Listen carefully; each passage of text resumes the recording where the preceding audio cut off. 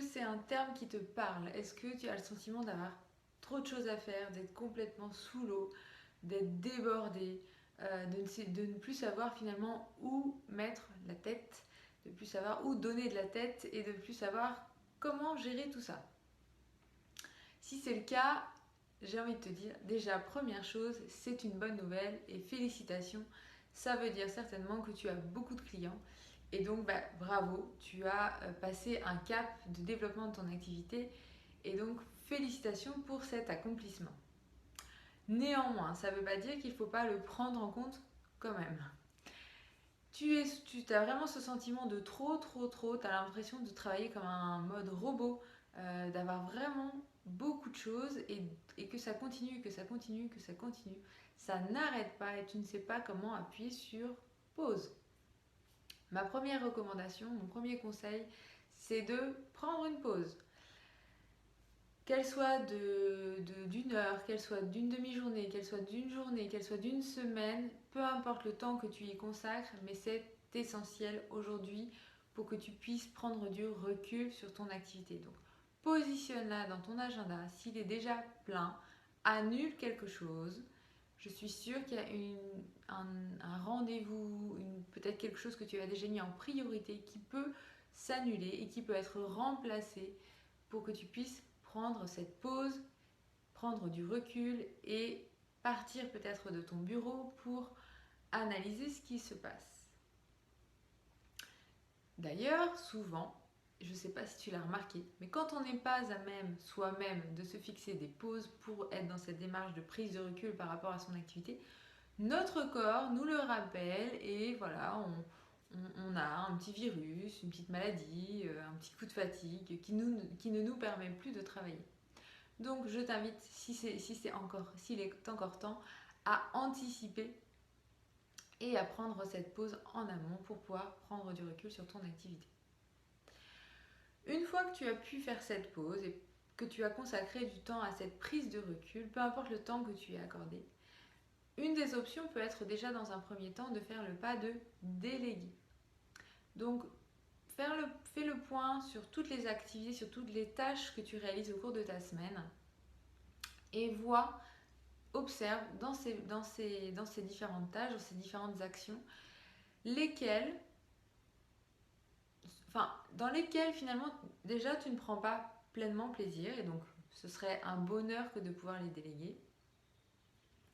Et puis deuxièmement, quelles sont les tâches sur lesquelles tu as vraiment une valeur ajoutée.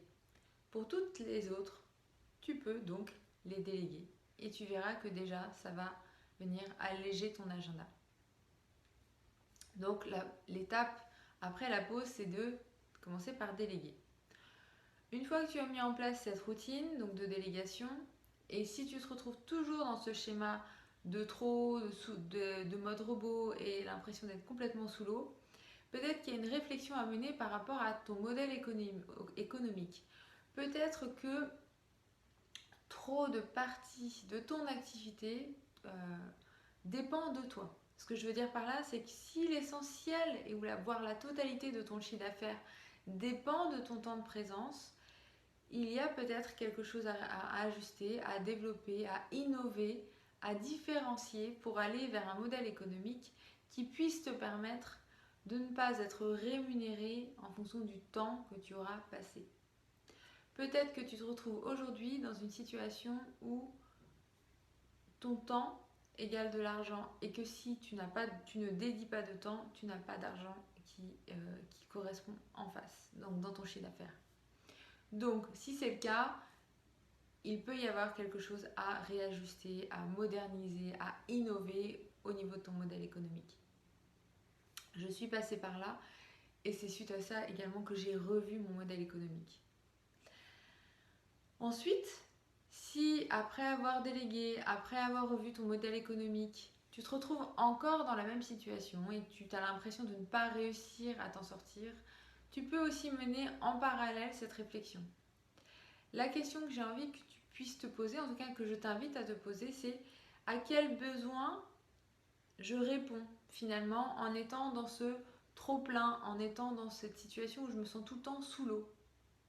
est-ce que finalement peut-être cette situation me convient? Je m'en plains, je ne suis pas satisfaite, mon corps arrive un petit peu au bord de l'épuisement peut-être, mais il y a certainement quelque chose qui me convient, sinon je ne le ferai pas. Donc à quel besoin je réponds? Peut-être à quelle croyance également je réponds dans cette démarche-là.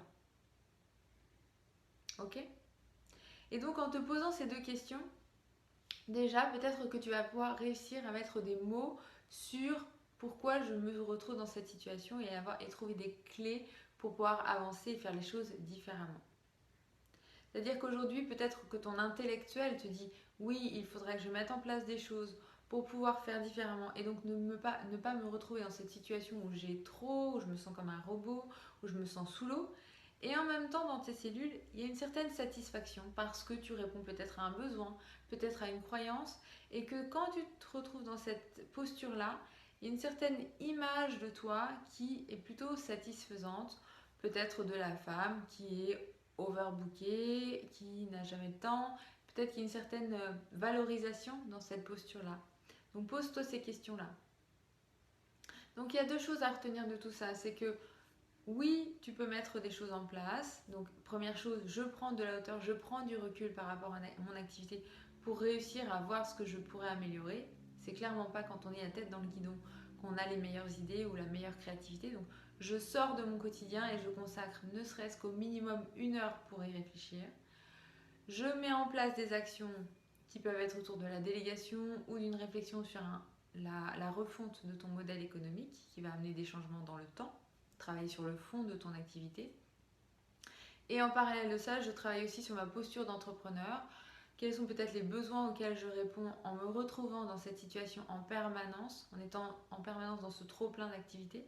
Est-ce que peut-être je me sens plutôt sécurisée parce que je sais que j'ai beaucoup de travail et donc j'ai peut-être un revenu financier assuré?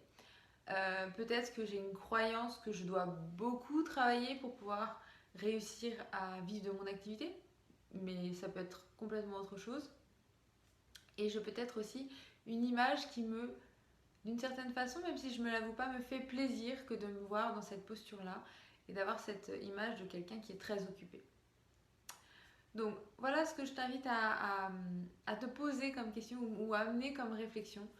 Comment je peux optimiser, améliorer mon activité dans son fonctionnement et comment je peux aussi travailler sur ma posture d'entrepreneur pour ancrer dans mes cellules des prises de conscience qui me permettraient de passer un cap et donc de lâcher cette posture de j'ai trop, je suis sous l'eau et je n'en peux plus, je suis en mode robot. J'espère que ces éléments de réflexion vont t'aider à avancer dans ta problématique, dans ce que tu traverses en ce moment, si cette vidéo te parle. Si tu le souhaites, on peut aller plus loin ensemble et on peut échanger, voire y travailler dans une démarche de coaching. Donc n'hésite pas à prendre rendez-vous avec moi pour une session gratuite, que l'on puisse échanger ensemble sur ce sujet. Ce sera avec plaisir que je te rencontrerai. Je te souhaite une belle journée, une belle soirée, une belle nuit en fonction de où tu te trouves à travers le monde et je te donne rendez-vous pour une prochaine vidéo.